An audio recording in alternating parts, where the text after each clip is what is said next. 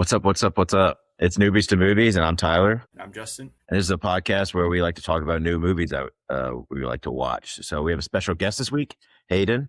How's it going, guys? Yeah, last time he was on for the Jake Gyllenhaal episode. It was one of our most viewed episodes, so I'm looking forward to him back on it, and hope you have a fun time talking about movies for this week. Sweet. I'm ready. And we'll start off the podcast like how we usually do, just a spotlight of something that isn't really with the category this week, but something we just want to talk about. So, Justin, if you want to start. Yeah, last night I watched Night on Earth, a movie from 1991. It's kind of an anthology movie, just meaning that it is about 5 different short stories following taxi drivers at night all across the world. Some big actors like Giancarlo Esposito and Winona Ryder. I thought it was pretty good. Some of the little movies are not as great as others. About half of them are in subtitles, but definitely an interesting take on a movie and different characterizations inside of it, all the same setting inside the taxi. So I thought it was pretty good. Yeah. So does it like cut from like different stories to another, like in different like timeology, or is it all like chronologically? Yeah. So it's all, none of them connect to each other. So it starts in LA with the taxi driver there and kind of her story, and then it goes to one in New York.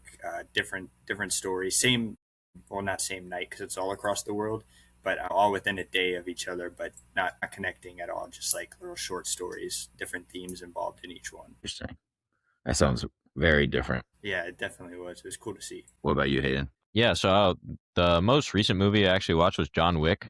I rewatched John Wick because I haven't seen it in a while. I watched it kind of when it came out. Kind of forgot William Dafoe was in that movie. That was a nice surprise. Kind of had me thinking, like, what other movies is he in? So I kind of was like looking up he's in a lot of stuff like that you wouldn't predict. Like he's in Finding Dory. He's in he's in Aquaman, which I didn't know. What other one did I think was weird? He was in Death Note. I didn't know the live action of Death Note. I didn't know that. He's like one of those actors where I feel like he's in like 3 films a year, almost every year, where he's just constantly he's working. Really impressive resume. I mean, yeah, he was in Basquiat's movie. He's in American Psycho. He was in the original Finding Nemo. Crazy.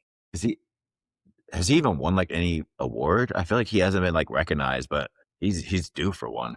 Yeah, like. He's a serious actor too. Like The Lighthouse. Yeah, like, that was very, very serious. Like when I was watching that's one of those movies where you just like, I don't know, you realize there's some serious stuff going on in life in other parts of the world and other times. Because that one freaked me out. I heard it's like a psychological like horror like Lonely Island kind of movie. I don't know. I haven't seen it, but you should watch it. It was my friend loved it. When I watched it with him, he loved it. I didn't, but I did think it was like very interesting and like the characters that they play, like especially Pattinson and Dafoe, it's crazy. You're talking about really get immersed into the characters. Yeah. Pattinson, I feel like, is starting to do like a Dafoe kind of career where he's just saying yes to like every single role. That's true. And those crazy photo shoots he's in. Yeah. Yeah. I've read something about Pattinson. Apparently Christopher Nolan was just like, hey, do you want to do the Odyssey? And he's just like, yeah, sure. And he's like, oh, by the way, do you want to do Dune? And then he's like, yeah, sure. Why not? So he just said yes to like the 2 biggest movies of this year. Just to be like, oh, yeah, sure. They like offered it to him. You didn't have to like try out for it. Why not? Must be nice. Yeah. The movie that I'll shout out is Hamnet. I saw that Thursday night, and I came in with like kind of low expectations just because it seemed like a very drama-esque movie where that's not like really my total vibe of it, like my kind of movies, but it's nominated for Best Picture, and I made like a goal to see all the movies nominated for Best Picture. And dude, I was pleasantly surprised. It was like such like a deep, like emotionally like character-driven movie that I didn't really expect. It follows like William Shakespeare, but like really William Shakespeare's wife. And then like they lose a child and it like becomes like into like how he created Hamlet. And it's like integrated into the story. And I don't think a single person in that theater wasn't crying like through 2 scenes because it was just like that emotional. And I was like, why am I crying on like a random Thursday night watching this film? But like, it was so good. I have yet to see it, but the trailer, it looks so good when I went to go see like the other movies like recently in theaters. Like it's like a really good trailer. It's getting a lot of hype this like award season, and I get it now because it was so beautiful. And like, the Jesse Buckley hype, it makes complete sense. Like, wow. I was like, Okay, yeah, this is like why she's just dominating everything right now. Like it's insane, but definitely recommend it if you just want to see like a crazy like character, like family driven, like about grief and like how people different react and all that kind of stuff. But yeah, so this category or this theme for this week is actress Amy Adams. I think she is one of the more underrated actresses like working today. She's in a lot of films and she's been nominated for 6 Academy Awards, hasn't won one, but she gets recognized for getting nominated. But at the same time, I feel like she's just underappreciated at the same time. I feel like she's in like that weird, like middle category. At first glance, what do you guys think of Amy Adams? Yeah, me and Hayden were kind of talking before the show. We were like, damn, I don't know if I've seen that many of her movies, but the stuff I have seen her in, I really appreciate her acting, and especially, Arrival and The Master, which we'll get into this week. I thought she was great. Yeah, I really like her, especially in The Arrival. That's one of my favorite movies. So I'm glad we're touching on that one this week for sure. Yeah, she's done so many like different types of roles as well. Like she did Enchanted, where she played like kind of like Cinderella. But then she also does like kind of druggy roles where she like in The Fighter, she's like kind of like playing like a redneck version. And then in Hillbilly Eulogy, she plays like kind of like a person that is on opioids the whole time. And then she's also Lois Lane in the Man of Steel movies, like before the DCEU got kind of disbanded. She plays like Dick Cheney's wife in Vice. It's just like a lot of different roles I feel like that she's really puts herself out there for. And like 6 nominations for like an Oscar is pretty impressive, I would say, for somebody's resume. And The Muppets, she's in The Muppets. Oh yeah, she is in the Muppets. Muppets and Muppets. Yeah. She's also Susan in Talladega Nights. Oh, yep. Yeah. And American Hustle, she's in that too. Mm-hmm. The one movie I wish I watched this week because it was Doubt. It's also with Philip Seymour Hoffman. I didn't get to it, but she also got nominated for that. That looks really good. Yeah, I think she's a very impressive actress. That I think like every time you see her in a movie, I don't think she's like one of those actresses you like go out of your way to go see her film. But like if she's in it, you're like, heck yeah. Like you're not like going to be under appreciative of like what she's going to put out. But cool. So the movies that we did this week was The Arrival and Master. So the first one we'll do is Arrival. So Justin, if you want to take over. Yeah. Obviously we did Denny last week, so I was really excited coming off last week to get into this movie as well. As everybody talks about this being one of his better movies for sure. Kind of getting into the plot, I gave it a 9. It follows Amy Adams as Lois Banks. She's a linguistics professor. Obviously the aliens come down to Earth in 12 different locations, not really making any moves. So the world is trying to, communicate with them, figure out a way to communicate with them. So she gets called upon to kind of be that translator, figure out their language and help understand what they're doing here. Kind of in a race against time as the rest of the world is also trying to get in contact with them and understand why they're here. But obviously just geopolitics, not everybody's getting along, not everybody wants to work together to figure out what to do here. And it was just kind of, crazy unraveling mystery of trying to figure out what they're doing here. But I think it was a really great way to go about this. Obviously, this is such a overdone style of movie. The aliens coming to Earth, it's usually some action-packed big thing. And seeing it kind of flipped on its head like this was really cool. Yeah, I agree with Justin. I think that the way they approach the movie, especially, I guess, her character, especially, because everyone else, I guess, is they want to be aggressive with the alien. And she has this, I don't know, I brought it up to you guys earlier, but Trouble with the Curve, she kind of plays a similar character in that movie where her dad is like this baseball coach and he's like in a bad, and she's trying to be all positive and she finds this like young kid who's like really poor and like has a perfect pitch and like so she's like really really nice. And I guess she plays a very similar character and in this movie where she's just like very positive and very just wants to do everything she can to like find out the truth about what this thing is before they take action. And I don't know, I guess that's just where I connected things. Yeah, I thought it was like a very interesting way to go about like an alien story, to where I don't think it was a very action packed film, but you're still really engaged just based off of like the dialogue and like what's happening within the movie. And then like the end for me was just like so well done to where it brought it all together. And like where she saw her whole entire life out in front of her, that you see from the beginning of the movie, and you're like, oh, is she moving on from like losing a kid? Like, I don't know about you guys, but right at the beginning, I was like, oh, she must have had a kid, and like she must have been going through it. But then like at the end of the movie, she never had the kid yet. So this was just like her looking back at like, or looking to the future that she has with Jeremy Renner's character. And then it's just like, she still decides to go down that route, even knowing that what's going to happen is going to like destroy them. And I think that was like a beautiful in itself, just like wanting to experience what life you had with them rather than not experiencing it at all, just to experience that happiness. So I thought that, again, I gave it a 10 out of 10 just because I think it was so like such a unique story. Yeah, probably one of my like Denny's favorite stories itself, just because of how unique it is. Yeah, kind of getting into that, the reason I gave it a 9, but also I gave characters a 9. I know this primarily focuses around Amy Adams' character and linguistics in general, but I wish I got a little more science. Maybe it's just the nerd in me out of Jeremy Renner's character. You know, he definitely played such a big role, especially in her character, being that they would eventually have a kid. And she told him about what would happen to the kid before it happened. And that's why, you know, he kind of distanced himself from the family. But I wish I got a little bit more science out of him. I wish I understood Forrest Whitaker's motivations a little more. Let me see him getting hounded by some, you know, a-hole general telling him what exactly to do, something like that. And then you have I forgot his name, the Asian guy. He always plays the bad Asian guy in every movie. But he was pretty good and kind of an integral part at the end of the movie as well. Yeah, General Shang, the guy that's in control, pretty much plays like Xi Jinping, who's actually in charge of China right now. Like he just straight up like plays him. That's not sugarcoat. He straight up looks like him too. But anyways. Yeah, but yeah, I thought the characters were pretty well done overall. Definitely, everybody else kind of took a backseat to Amy Adams in this, though, for sure. Yeah, I liked. Correct me if I'm wrong, because it has been a little while, but Forrest Whitaker is in this movie, correct? He plays a huge part in this movie. Yeah, I liked his character a lot. I didn't want to get wrong with that because I always get him mixed up with who do I get him mixed up? Anyways, but I always get Forrest Whitaker mixed up with another guy, so I'm glad I didn't say the other guy's name.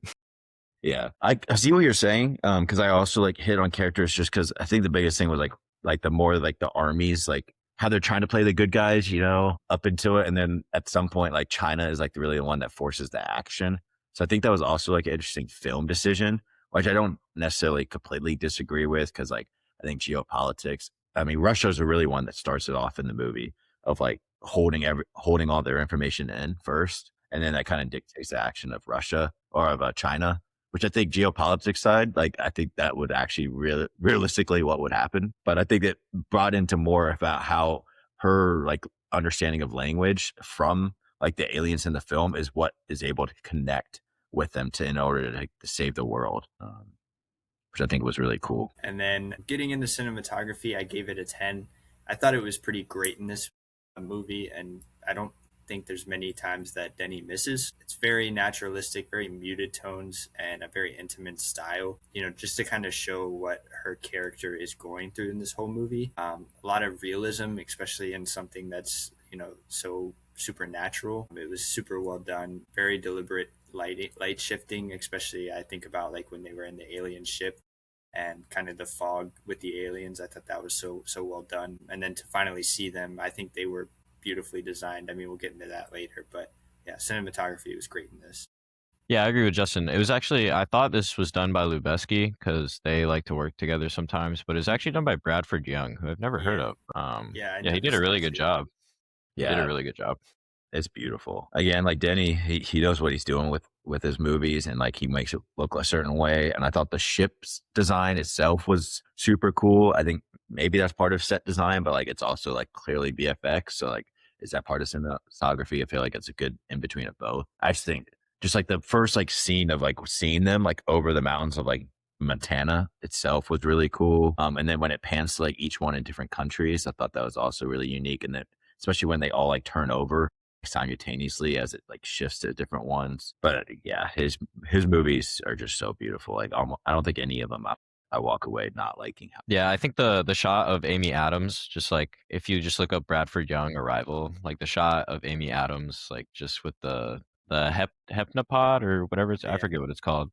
With that in the background and just that's a crazy good shot. It's really pretty. Getting into dialogue, I gave it a 9. I thought it was really great in this movie. My favorite quote was by Louise Banks, Amy Adams' character. She said, "Despite knowing the journey and where it ends, I embrace it and I welcome every moment of it." I think that can hit home with a lot of people. I feel so often in life we think we know where our journey is headed. Whether we like it or not, we should probably, start embracing it a little more and work towards it rather than trying to fight against it and fight this cultural repetition that we're kind of going through. I thought it was pretty great and fits perfectly into her grief and the grief of the future. Weirdly enough. Yeah, I think my favorite like lines is, "If you could see your whole life from start to finish, would you change things?" And then Ian Donnelly, Jeremy Renner's character, says, "Maybe I say what I felt more often," which I thought that was like that. I mean, yeah. And then when he says like, "I've had my head tilted up to the stars for as long as I can remember. What surprised me the most? It wasn't meeting them; it was meeting you." And I was like, "That's Riz." I was like, "How do you not like?" I do not want to get with that guy right after that. But yeah, I thought it was just really like cool, just like interaction between them two. And like you could just tell there was chemistry right away, but they're like working through like an astronomical like thing with changing the world. But like there's just crazy chemistry. So when it happens at the end of the movie, I wasn't surprised. I was just like, yeah, they have really good chemistry. Made me want to see Jeremy Renner and Amy Adams in more things together, honestly. Because I thought they really like worked off each other really well. I'm not so sure. I believe in beginnings and endings. I feel like that one's pretty cool. Yeah. I think that one was early on too, which kind of just set the tone for like, oh, okay, time's gonna play a factor in all of this. Getting into set design, I gave it a 9 too. I think I looked up a little bit into this, and Denny said that the set design was specifically designed to feel really ominous and dark, which I think we definitely all got from it.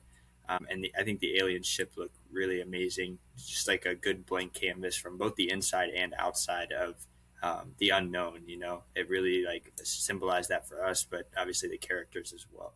Yeah, in my opinion, this is the most like realistic like alien movie that I've ever seen. So I have to give it like a 10 out of 10 because I think if you can like make it feel like this, I don't know, the government side of things, like the intelligence side and the miscommunication, I feel like it's just like exactly what would happen if something like this did go down. So I think he did a really good job with the set design as well. Like the whole ominous, like when they first meet them, like the aliens, like them getting introduced, like lifted up into it with like the score and the background of it, I thought was just like almost perfectly done to like bring this ominous feeling. And then next thing you know, they're just octopuses. They're like flying octopuses, and they just like, oh, word, okay.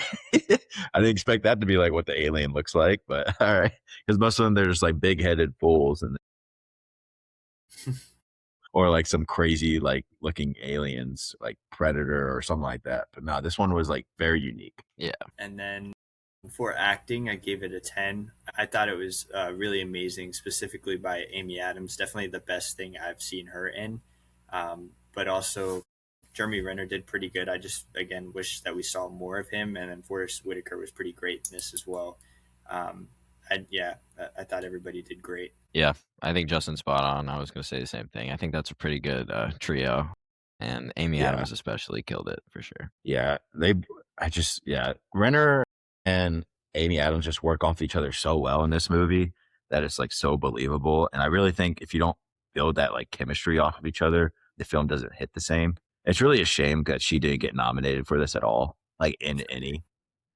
Like she got the Golden Globe nominated, but that's it. No Oscar or SAG, and I think that's just really disappointing because we're gonna rank her performances, and I can tell you right now, this is going to be very high for me. Well, the thing that I found so interesting too was we only had like really one real intimate scene with them, and it was when they were sitting in the back of the truck, like towards the middle of the movie. Everything else, so much of their chemistry was built off the work that they did. And I thought that was so great because it wasn't cheesy. It wasn't corny. These are real life people trying to save the world. Yeah. Yeah. Like they just met each other, but they worked almost like simultaneously so well together. And that's just like, sometimes people like that just connect like that. Getting into directing, I gave it a 10. Like I kind of talked about earlier, it was such a great and different approach. to the obvious cliche of, the aliens invading. It was interesting to see him take something that's so overdone and kind of flip it on its head and make it a really sentimental and intimate movie. I thought it was well done by Denis yet again. Yeah, I'm on the same page here. I think Arrival honestly is, for me, Denis' second or third best movie. And that's saying a lot because his reputation is obviously very, very exponentially known in the movie world. Yeah.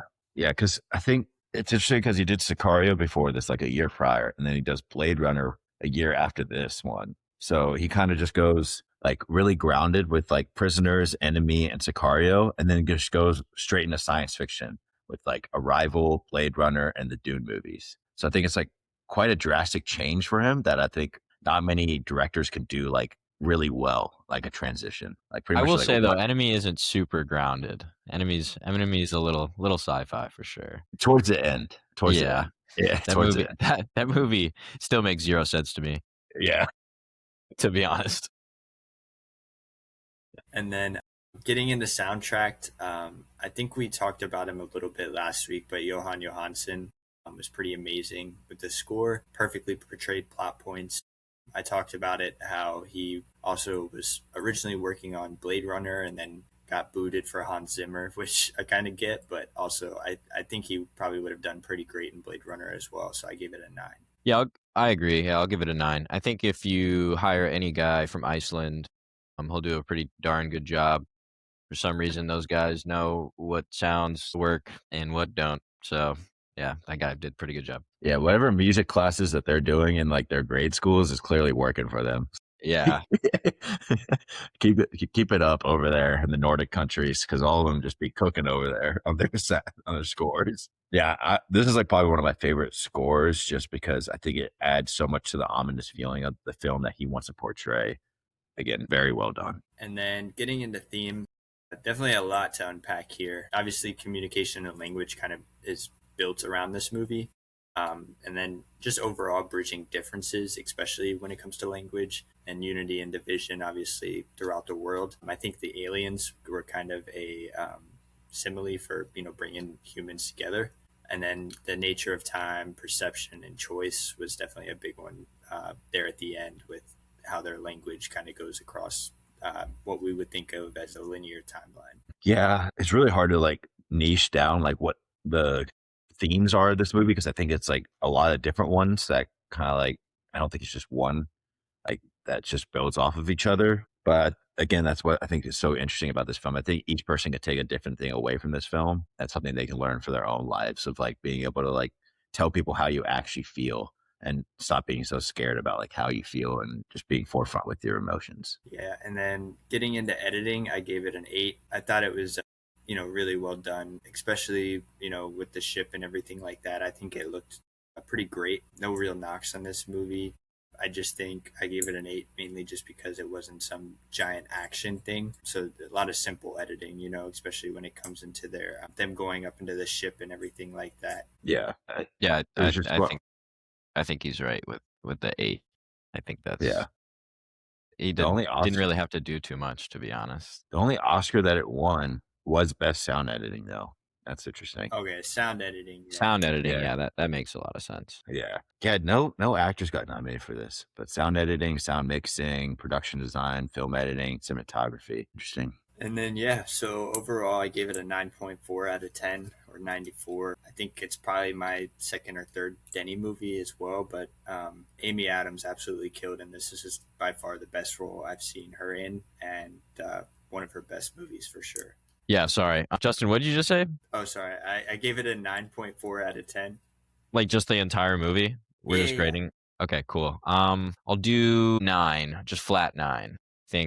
I think it's definitely Denis. I say third best now that I look at the list. I'd say to get more than a 9, I think you have to be 1 or 2. So yeah, flat 9. I gave it a 9.2 out of 10 for me. This is my third favorite Denis movie, with the other two ones like Sicario and Prisoners just being like a little bit echelon above, but those are also like more my type of films. But Arrival, like when I first watched it a couple of years ago, I didn't really understand it or appreciate it as much. I still liked it a lot. I think now that I've gotten more into like understanding film and like really diving deep into it, I think I appreciated this movie a lot rewatched than I did. Awesome. So the second movie that we did was The Master, directed by none other than Paul Thomas Anderson, another huge director. So we're just doing, two big directors and two directors that we've already done on this podcast as well, which I think is also interesting. Paul Thomas Anderson, we did There Will Be Blood last time and Boogie Nights. So this Master being right after There Will Be Blood and his timeline of like making movies, and also like one about after another this year is got, I think, 13 nominations like from the Oscars and the Academy. So very timely of like talking about Paul Thomas Anderson. But just starting off with like the plot, I gave it 8 out of 10. For me, I think this was like plot wise, I think the dialogue is a little bit better in this movie, but the plot wise, I think is very simple to where it's like following Joaquin Phoenix, so Freddie Quill's character, as he like goes on this like journey, I guess, of finding sobriety and like himself and like getting out of a cult. I don't know. It's like sounds like complex, but it's also just like following him. So it's like also just like kind of a growing story. This is a very weird movie, and like Paul Thomas Anderson, after doing like There Will Be Blood, was like, you know what? Let me get really weird. Because like he did Inherent Vice, Licorice Pizza. He did some weird movies after There Will Be Blood. And like this is like the start of like where you're like, huh, what's he on? What do you guys think about this plot? I think he was drinking whatever Freddie was drinking, dude. Yeah. Probably. It's definitely like all over the place, but also pretty like you said, it's pretty just distinctly following Freddie on like his like journey of self-discovery, I guess. Mm-hmm. Yeah, it was odd, but it was interesting. I think there's a lot you can take away from it, or you can take nothing away from it. I'll boost the score a little bit. I'm gonna give it an 8.5. I think the best part about this movie is you have no idea what's gonna happen next. Yeah, it's not very predictable. I like that aspect of it, especially when you have characters that are this interesting and this like actors that are that like impactful. Like I think Philip Seymour Hoffman in this was unreal. But yeah, the plot. I would give it an 8.5 just because of the unpredictability. Yeah, I think that's a good thing about Paul Thomas Anderson as a director, though. I feel like you could say that almost about all of his movies, where it's just like not very predictable, where you don't actually know what's going to happen. Like I remember watching one by after another in the theater and being like, you just don't know what's next going to happen. And then with this film, I think it's the same thing where you're just like, Freddie gets kicked out of like a Sears for just fighting a guy because he wants to. That was such a funny scene. Put the lighting here. He just keeps getting it closer. And they start chucking stuff at each other. Yeah. And then looking up the film inspirations, it was like inspired by Scientology founder, which I was like, that makes sense. Yeah. And then the early draft of There Will Be Blood also kind of makes sense because like I think there's big similarities between Freddie and Woodcock's character in There Will Be Blood. And then also like PTSD and itself. And then also the life story of John Steinbeck, the author. And I was like, okay, so it's got a lot of different like big name, interesting people in their lives and like big kind of weird themes that he just wants to like subsurface, but also just get weird about. I don't know how else to describe this movie other than if you don't like weird movies, probably don't check this out because I feel like if you get weirded out really easily, then you're like, God, this movie's just a little too much for me. Characters, I gave it a 9 out of 10. Specifically shouting out Philip Seymour Hoffman's character, Lancaster Dodd. I mean, Philip Seymour Hoffman is such a good like character actor. Really sad that he like passed away really early in his life, but like so well done in this film. What did you guys think of like the main characters? Yeah, Freddie and Lancaster Dodd were both amazing, and them playing off each other was pretty awesome to watch. I don't know if I mean, it definitely rivals like some of the best acting I've ever seen. Just I have a feeling this is what got Joaquin Phoenix Joker, just because of how weird he acts and his little like quirks and just everything he does. It was just like, whoa. Yeah, I was literally going to say that, Justin. I agree with that. I think especially like the Sears, like that whole moment, the early moments, that really reflected like Joker to me. He ran the same. Yeah. Yeah, everything. It was really like the mannerisms and everything were very similar. It was cool to see. And the prison cell scene too. Them just like feeding off of each other. Like was insane. Like just like all in one shot too. And then that was also very Joker-esque of like him. He also has like the same exact build in Joker as in this movie. Yeah. He's got like the hunchback, like you could see his back spine kind of thing. And I was like, interesting. He's always the Yeah, only one laughing. yeah, pretty much. They're like, "What's so funny?" And then like all like the therapy sessions where like he starts laughing, but then like it gets emotional for him. But then you're like, am I supposed to feel emotions? Like what's going on here? I don't know. It's just very, very interesting. It might have Yeah. been because I was hyper focused on Amy Adams, obviously, for this week's episode, but I wish I got more out of her character. There was like hints and nods to her being like the main cult leader behind the scenes, like her telling Lancaster Dodd what to do all the time, especially behind closed doors. And I just wish I got 20 minutes more of it throughout the film, of her Yeah. kind of, giving him the work and telling him exactly what to do. Yeah. I mean, it's definitely like a supporting role to where I could see why she got nominated in a way of like, it's a very like Oscar type of role where she's like not going too crazy out there, but like giving a lot of context behind like her scenes. But yeah, I agree. Maybe because we were more hyper focused, but I definitely would have liked more scenes with her.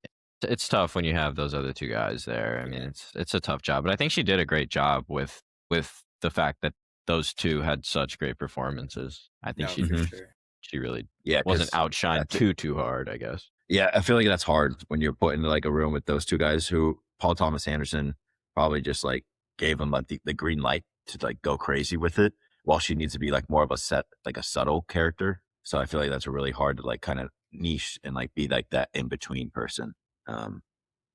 Yeah, touching on PTA, like giving him like the green light, I think like because I've seen Punch Drunk Love and I've seen Boogie Nights, and I feel like if Philip Seymour Hoffman, he does a really good job in both of those movies, but yeah, I feel like this is the one where he was like, "All right, let it go, let it fly." Yeah, yeah. This is like we could get into it. I've seen all the hype and all the. I've never seen this movie.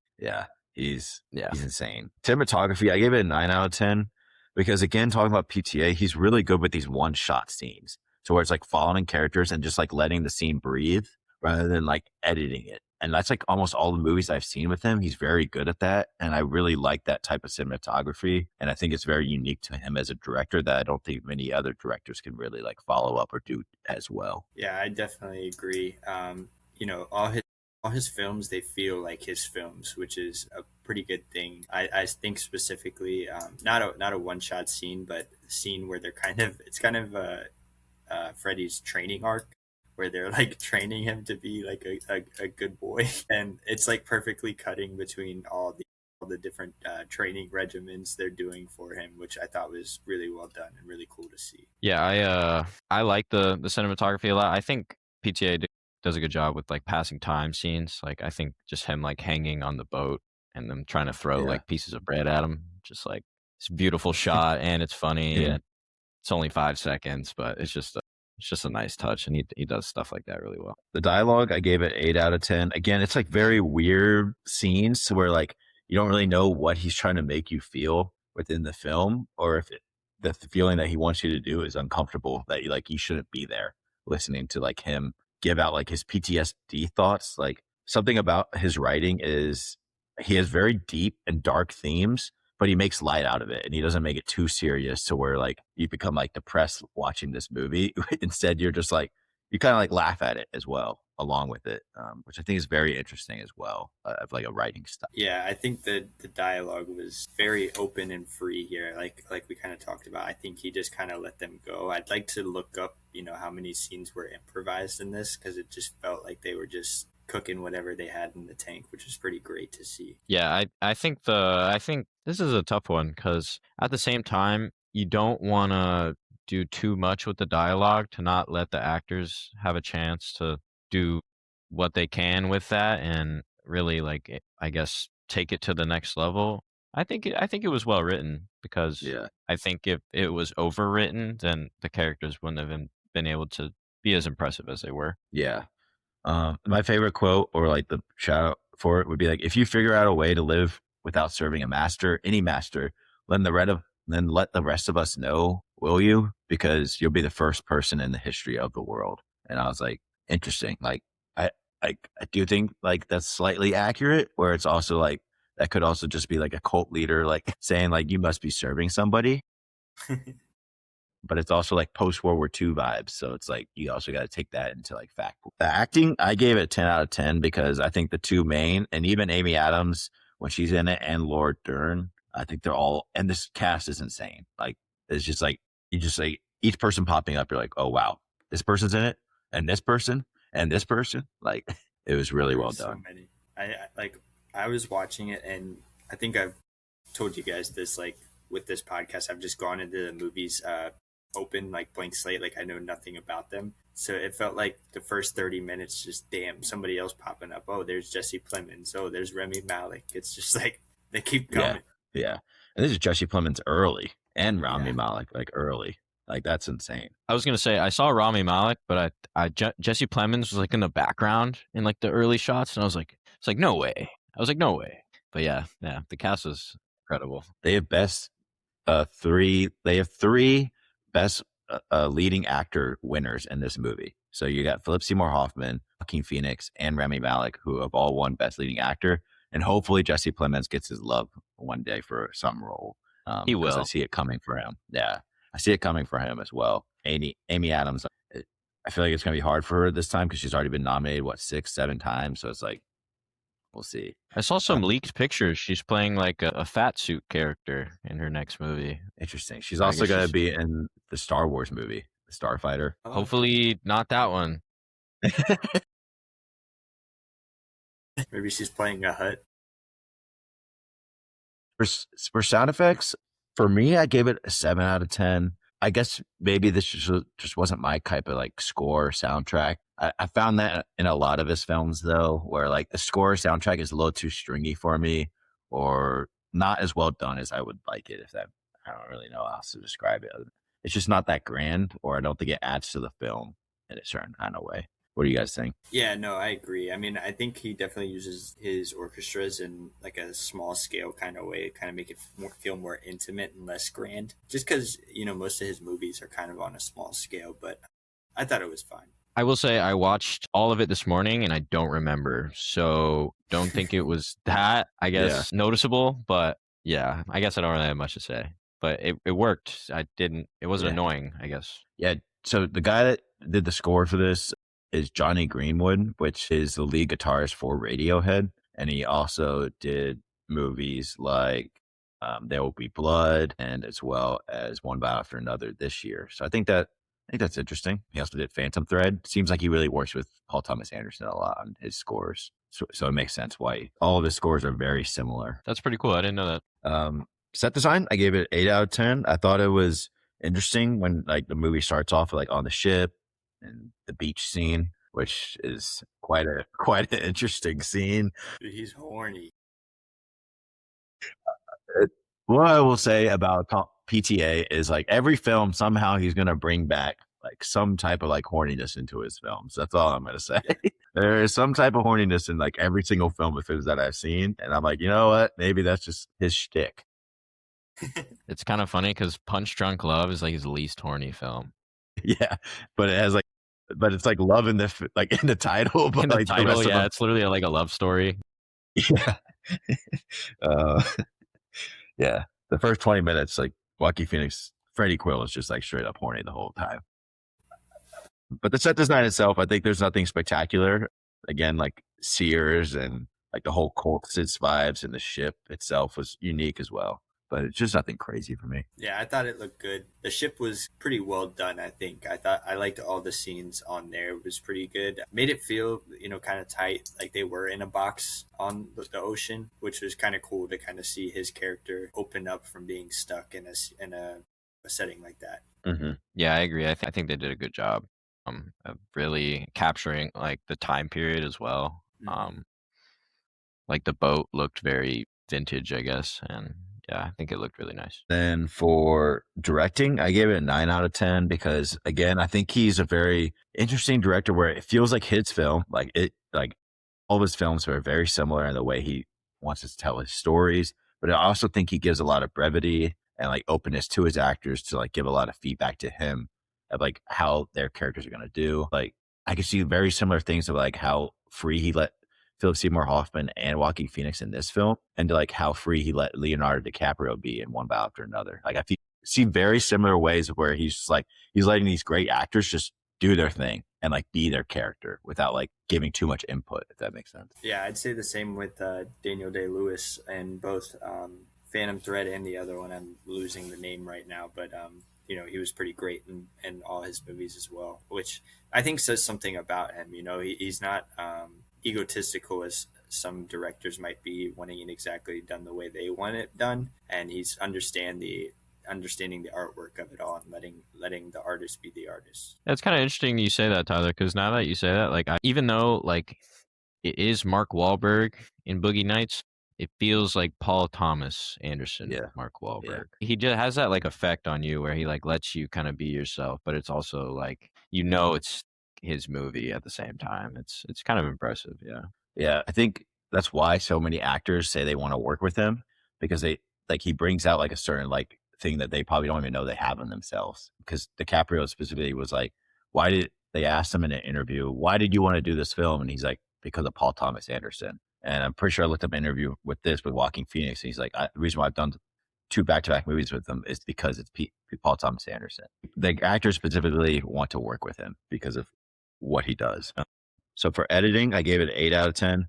Again, like nothing like crazy, like special about it, but I still think it was really well like edited with like the different like scene cuts, especially like the therapist scenes. I thought was really uniquely done as well. Yeah, I thought it was really good. I know I talked about it a little bit earlier, but I thought the editing was really good, especially in his like Rocky training sequence, how they were cutting in between him fighting and learning in different ways with different people in the cult. I thought it was pretty good.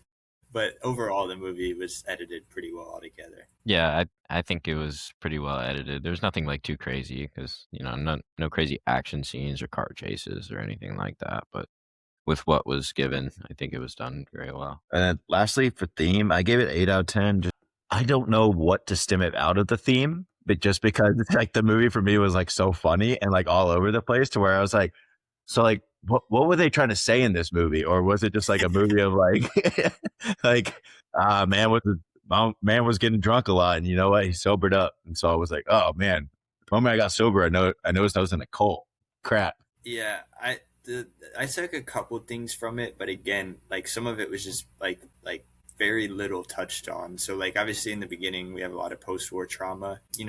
Philip Seymour Hoffman's character, his big thing is kind of like the human struggle between animal instinct and, restraint. And I think, Freddie's character kind of takes on to that in the middle of the movie, but then that kind of goes out the window once he's like healed, I guess. So yeah, like you said, it was kind of funny and all over the place. There is some things that you can take out of it, but I don't know what PTA wanted me to take out of it. Yeah. If anything. Yeah. Yeah, I don't think there's a specific theme in this movie.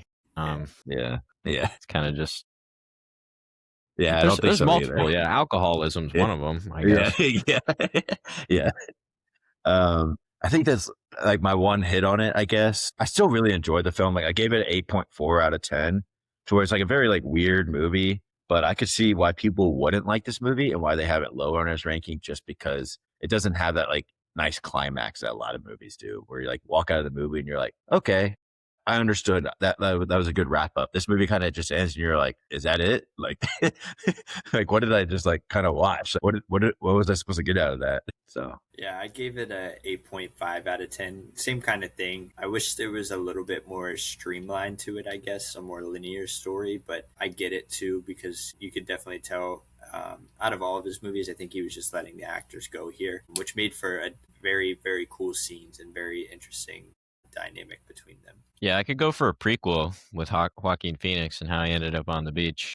And so horny. Like that might wrap up this movie. Yeah. Might give us a bigger picture. Imagine.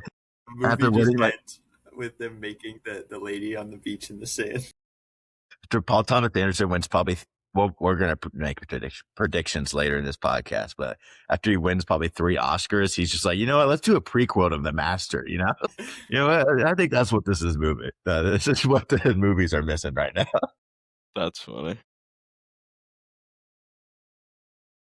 Cool. Yeah, we surprisingly enough during that movie review, we didn't talk about Amy Adams all that much, just because I feel like the other 2 characters just really overtook. I texted you an hour into the movie and I was like, dude, Amy Adams has been in this as much as Stan Lee's longest cameo in the MCU. Yeah. It's max 30 seconds. Yeah. She was in it like the back half of the movie a lot more. Yeah, so definitely. But it is crazy how she got nominated for this and not Arrival. Like, yeah. Sometimes like sometimes the Academy just doesn't get stuff right.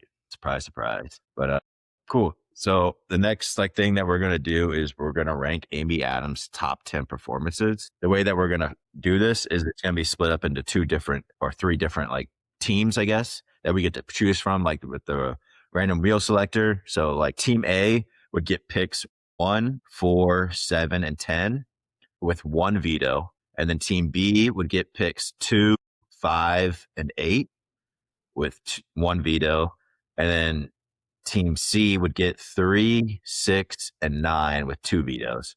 The idea around Team A getting 4 picks is because once you get to number 1, the movie's kind of already picked for you because everything leading up to that is probably you already got 1 movie left anyways to choose from. So you pretty much get 3 picks anyways. Cool. So we'll do the random wheel selector and then we'll see which team you guys want to get. Of course, Justin, you get to go pick which team you want. So wait, what does Team C get again? Team C gets picks 3, 6, and 9 with 2 vetoes. I think I like C. You want C? Yeah, I'll take C. We'll see who. And then Hayden. I'll take B. So Hayden, What is that again? Yeah. 2, 5, and 8. I see. Cool. So I get to start it off with pick number 10. Of like movies that she's been in. So for me, I'm going to start it off with, for me, there's like a clear top 2. So like, hope we're all on the same page for that at least. But for number 10, I think I'm going to go with Man of Steel as Lois Lane. I like that. I like that pick. She isn't like the main in this film, but I think she is a really well done Lois Lane. She doesn't look a lot like her in the comics and stuff, like as much, but I still think it's a really like, I'm a hard believer that I don't think Man of Steel like is a bad movie at all. I think it's an interesting direction to go with Superman. If only he didn't kill Zod at the end of the movie. Spoiler, by the way. But like, if he didn't kill Zod at the end of the movie, it probably would have been a better ending. But I think Man of Steel is a good movie, and I think she plays like a pretty like convincing Lois Lane itself. I'm trying to figure something out here. So you got the next one, Justin. Yeah, I know I'm cooked. Yeah, I think me and Tyler are on the same page. I hope Justin's on the same page for those top 2. Yeah, probably literally just haven't started to. seen many of her movies. But I'm gonna throw one out there. Is Amy Adams in Catch Me If You Can? Yes. She sure is, Justin. Yeah, I'll take that here. Great movie, just not in it that much. So specifically her role, I'm gonna put it 9. Yeah, I didn't even rank this in my How many performances vetoes 'cause do I have? You have 1. And I would like to veto that. Okay. Shit. She's in that movie a good amount, and that's a Yeah. great movie. I don't remember her being in it that much. She's like with him. They're like together. Yeah, at the end, after like when he's on his 3rd life. It's like the nurse thing. All right, let me see. I'll take. Damn it, Tyler! Why'd you take Man of Steel, dude? All right, give me Zack Snyder's Justice League. Yeah, it still sucked. Definitely worse than Man of Steel, but Gee, that's Dang, I'm kind of in between 2 because I actually like. I don't care. That movie was ass. So was the regular Justice League. Nah. All right, the unedited cut is actually good. Fine. for number 8, I'm gonna go with childhood classic. You guys haven't seen it, but Trouble with the Curve with Clint Eastwood. I love that movie. Yeah, I don't mind it. I just didn't take it Yeah. at 9 because I haven't seen it. That's why I was interested in why you wanted the 2 vetoes when you haven't seen a lot of her movies. I just took it. I don't know. I just. He likes the power. I was like, why does he want all those vetoes? I'm going to say a movie you haven't seen, and you're going to be like, veto. It's going to be like, all right. That's actually funny. I'm running this show. Like this next movie I'm going to say, I don't even think, maybe you haven't even seen it, Hayden, but like I know for a fact Justin hasn't seen this, and he's probably going to veto it just because he hasn't seen it. I'm going to choose it is me. For number 7, I'm going to go with Enchanted. That's kind of low. That's a great movie. Yeah, I'm gonna veto it. Have you seen it? I figured Justin? that was top 5. No, Madison wanted to watch it this week since we were doing her. We just didn't get around to it. Yeah, my girl, we were doing Amy Adams. She's like, I love Enchanted. So I feel like that's a banger. It's a banger for the girls. Okay, fair enough. Okay, I'll go with The Master then. I'll go with The Master. Yeah, we already talked about I think it could use more of her, and I think she's kind of outshined by the 2 other performances, but I still think it's a pretty well done performance. Yeah. So for number 6, kind of underrated gem here. I don't know if any of you guys have seen it, but I'm gonna go with Enchanted. This motherfucker. That's kind of messed up, but I think that's a better spot. He just wanted to veto it so he could pick, so I didn't take his pick again. Because he has no idea what he's picking out here. All right, there's a lot of good movies left, and I thought you guys would have picked some of these other ones. There's two that I think I'm going to pick here because I think there's a clear top 5.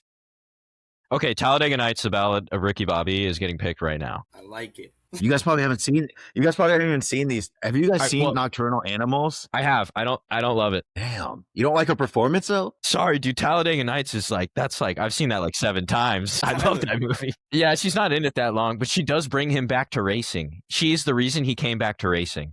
It's a huge part of the film. Sure, I guess. I don't know. This list is fucked.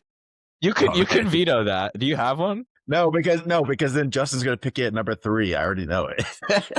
Because he has no idea what he's picking out here. And if he picks Arrival, I gotta veto that. No, I know the top 5. I know the top. Do you? I don't think you do. I know 3 of the top 5. Okay. I like 3 really a lot. I'll leave it. It's all right. All right, I got pick number 4. All right. Sounds like Nocturnal Animals is just not it there for them. But there's such a clear top 3 but I don't even think Justin's seen one of these. Yeah, I think the top 3 is clear for me. Yeah, for me too. Have you seen American Hustle, Justin? Yes. Okay. All right. That one's not in my top 3. What? Am I missing one? Yes, you are. Yes, I think so. Such a good movie. I swear to God, if you say Vice. No, that movie sucks. I think he's talking about Night at the Museum, Battle of the Smithsonian. No. Which one? I'll pick it if you guys don't. It's fine. I'll pick it if you guys don't. I'll pick American Hustle here then. That was number 4, right? Yeah, American Hustle. All right, Justin, that's a big really pick good in this film.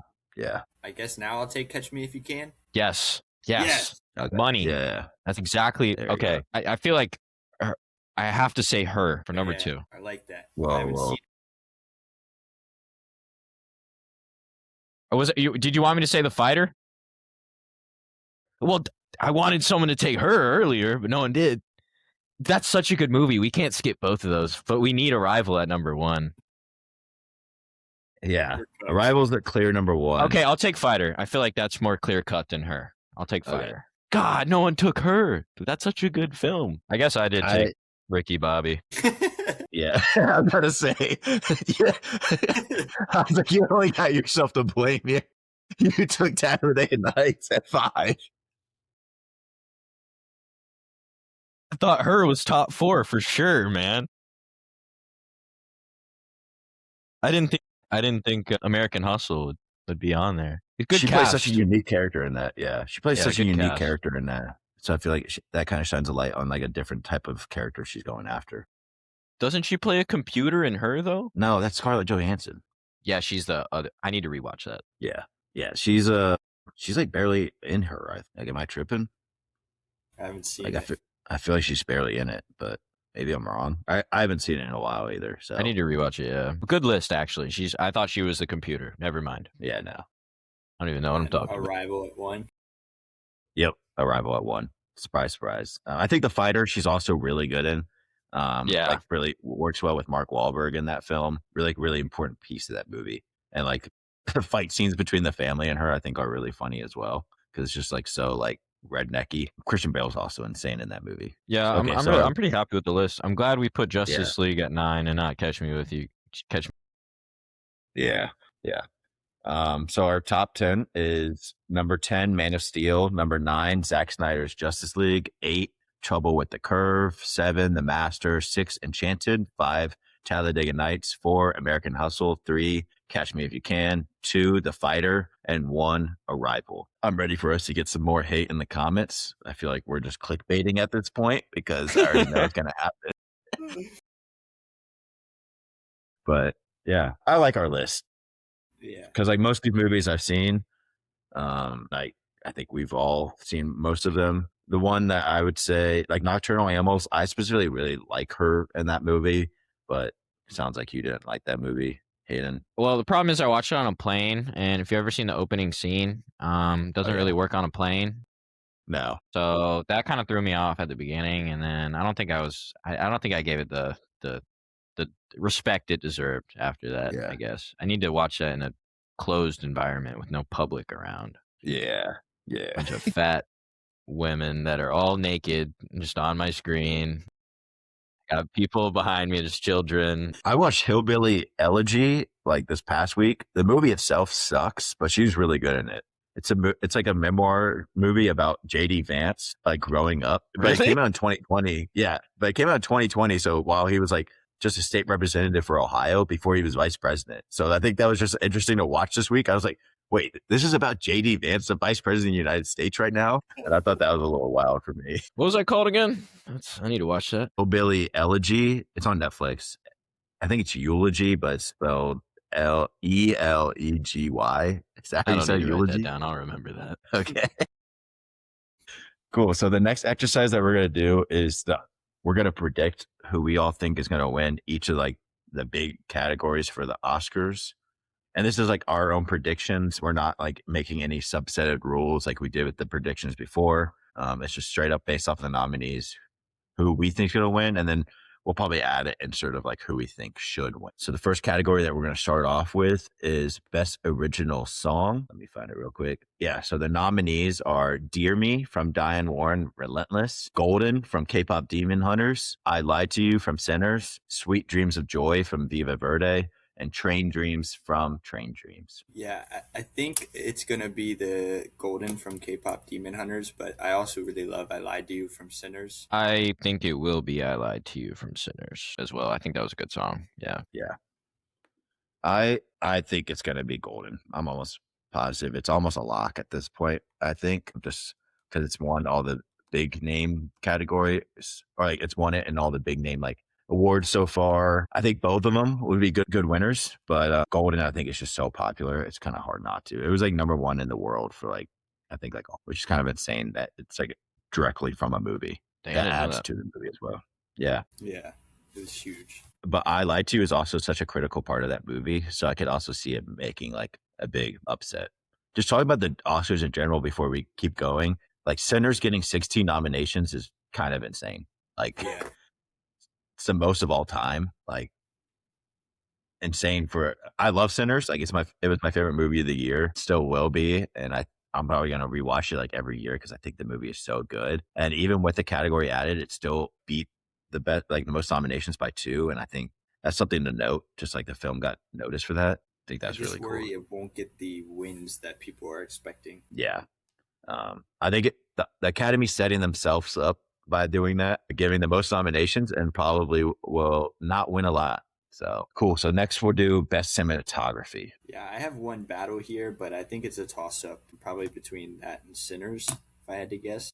Okay. So the nominees are Frankenstein, Marty Supreme, One Bow After Another, Sinners, and Train Dreams. So for you, Justin, you have One Bow After Another. Yeah. What about you, Hayden? I have Train Dreams. So do I.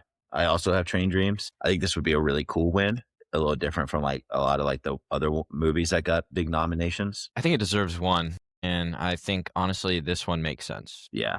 It is a highlight of the film. Like the film is just beautiful. Justin, you should definitely just check it out. I will say the Yeah. plot itself is like, it's definitely got some like lull points where like it doesn't have me fully locked in, but then like the cinematography just keeps me grasped the whole time, especially for a Netflix movie. Netflix gets 2 nominations here, which is pretty unique as well. But yeah, I'm going with Train Dreams as well. Next category is Original Score. Give me 1 second. So the nominees are Begonia, Frankenstein, Hamnet, One Bow After Another, and Sinners. I think Sinners is going to win here. Yeah, Sinners is definitely going to win. I'd shout out Begonia though, because I think they did a great job with the score. Ludwig is going to be the composer of our generation, if he already isn't. Yeah, he's amazing. Yeah, Shout out Iceland. dude, the Golden Globes did him so dirty. I don't know if you guys saw what happened, but they like gave him his award during a commercial break. Yeah, That's and I'm like, messed up, dude. I'm like, come on, man, what are we doing here? But yeah, It's like Jokic getting Sinners drafted doesn't during a win. Taco Bell commercial. yeah. I was like, come on. Will this be his third one, or is this just his second? Because I know he's won one other one, but I think it may be his third. I think 3. I'm trying to think. That'd be, Black Panther. I mean, Let me look it up real quick. It was Black Panther and then something else he killed in. And now he's doing the Odyssey, which that's pretty much a lock too. Yeah. If he does it well, then it's just like, yeah, it's going to win. Dude, he could put any sounds in, honestly. He's going to win. Okay, yeah. So he won for Black Panther and Oppenheimer. So, yeah. That's right. And then if he wins for it. Yeah. Yep. Cool. So the next category being casting. So this is a new category from the Oscars. So I think it's just going to be interesting to see where they go with this, because I don't really know where they're going to go with this. Who do you guys think? I did not know it was a new category, but now that you say that, I think this might be the Marty Supreme Here's Your Oscar category. Because they might not get a lot of love with One Battle After Another and Sinners. So this might be the Here's Safdie, you did a great job with finding a bunch of random people, but I could be wrong though. Yeah, I'm interested to see like how they categorize it. Like what do they mean by casting? Like is it like how they did it? They want the most unique casting? Do they want the most star-studded casting? You know, it's going to be interesting to see where they go with it. Because the people that win the Oscars for it messed up. Yeah. Yeah. Because the casting, like people that are nominated for are the casting directors. So like they're the people that found people. So it's like how they found them. But I'd have to imagine Marty Supreme would win then, but I could be wrong. Because it did a very unique thing. What do you think, Justin? Yeah, I'd probably go with Marty Supreme too. Hayden kind of convinced me now, but I think Sinners' overall casting was pretty great as well. I'm going to go with Sinners, mainly because I think Sinners may, these two that we just talked about, and then maybe one more, I think it may only win 3. And I think this may be their also here you go for Sinners. Yeah, that's true. And also they found Miles Canton, which is like the younger guy in the film who plays like the song in the middle of the film. I think it was really interesting how they found him as well. And I think he's going to be crazy in Hollywood for like the next 20 years. He's so talented. Cool. So the next category is animated feature. Put a ribbon on this one, huh? The nominees are Arco, Elio from Pixar, K-pop Demon Hunters, Little Emily, or the character of Rain, and Zootopia 2. Yeah, it's K-pop. K-pop. Yeah, pretty sure it's a lock at this point, which it's definitely do justice. Like it's very good.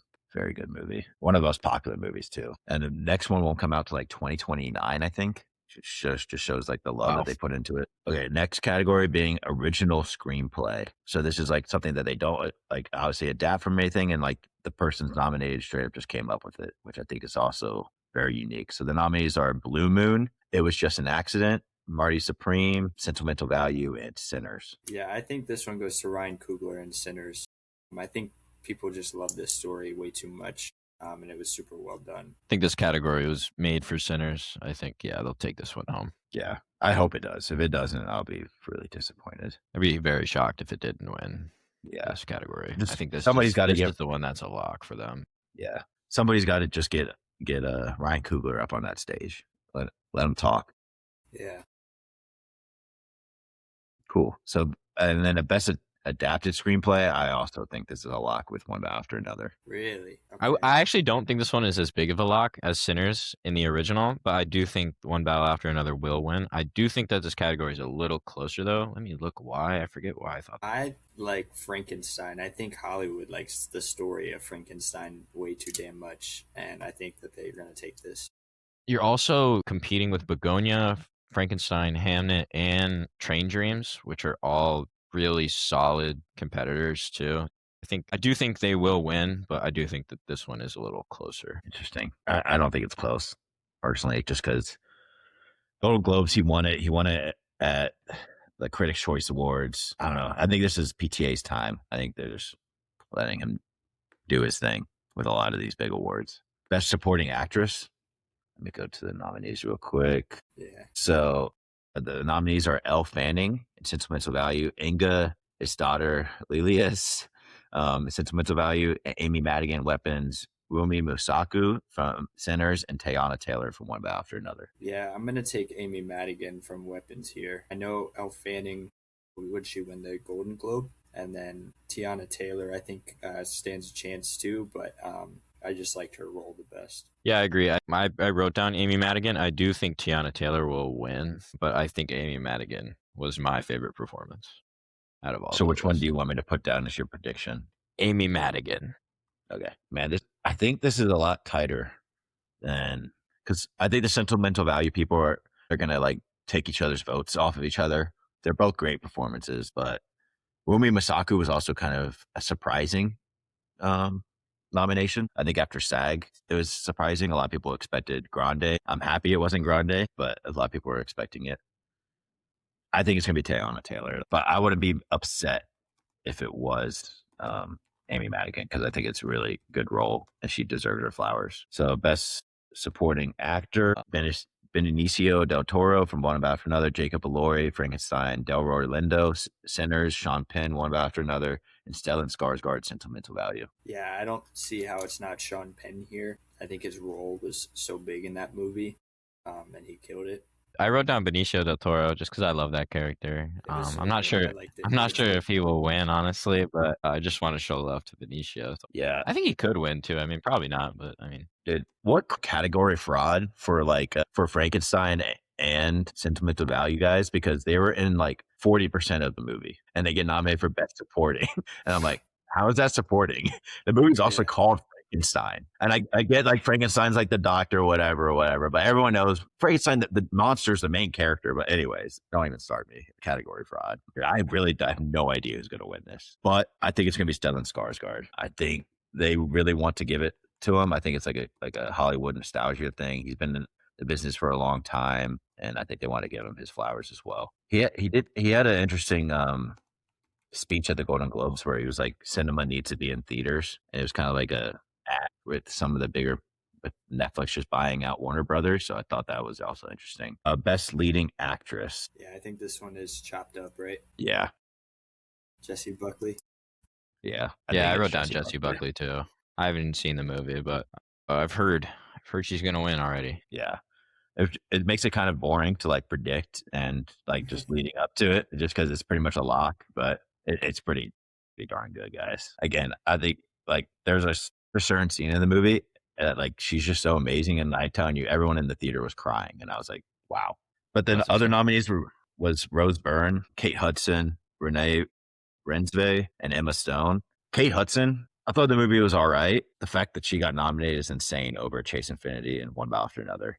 I think that is what Song Sung Blue. Yeah, that's what she got. She got nominated for that. Yeah. Wow, unreal. Yeah, I like that movie, but I was pretty disappointed. Yeah, I don't like it. I think her performance. I think Chase. I thought the movie was all right. I think her performance was like all right, but Chase Affinity's like, without her, the movie does not hit in One After Another.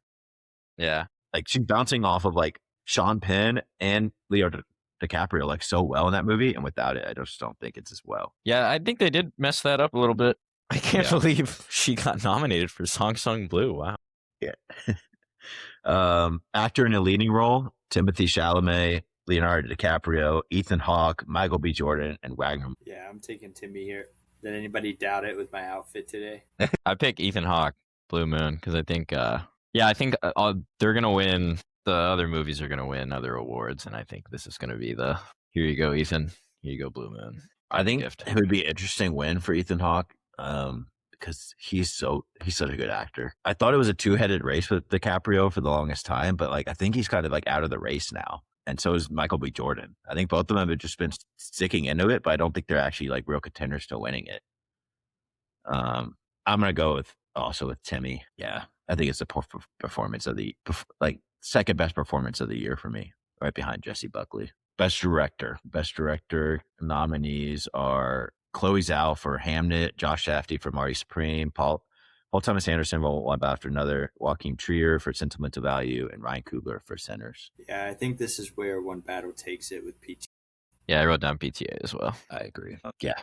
What else is there to say other than epic? I don't know if there's like a complete lock, but I'm pretty sure it's like up there for being it, just because we're about to predict Best Picture too with all the different nominees, but Best Picture nominees are Begonia, F1, which wow, that F1 got a nomination for it. I don't know. I was shocked when I saw that. It was like their popular pick, I guess.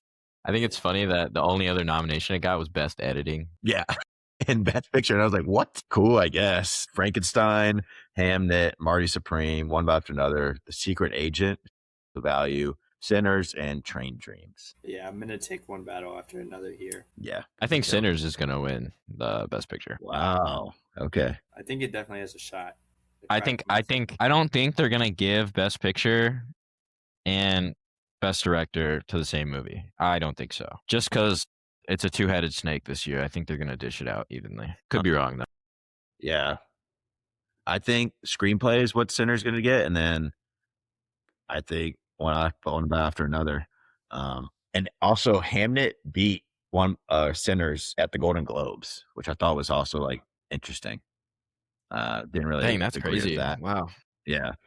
But I was surprised by that. So cool. Awesome. We'll post these and then we'll see if Justin gets hammered again with like bad comments about his choices. Let's go, Marty Supreme. I should have just picked Just it like every the single category. Just shout out to like those comments. Justin actually did better than me. He got 7 out of 8 of them right. Well, I got 6 out of 8 of them right.